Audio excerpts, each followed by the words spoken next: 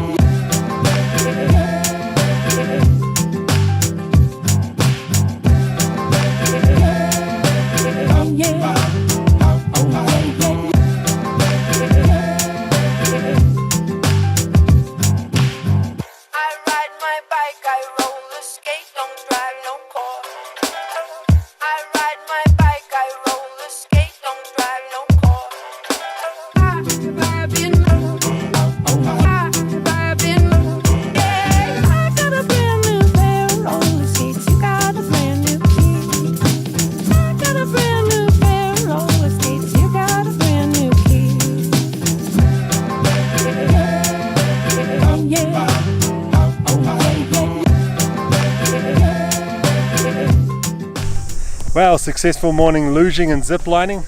Pretty choice. We actually ran out of time in the end. We only had 3 hours there and the queues got quite long, so didn't get too many runs in, hence the lack of footage, sorry. We now have to have a bit of lunch, bite to eat, and then off to the Redwoods for a tree walk. Let's go!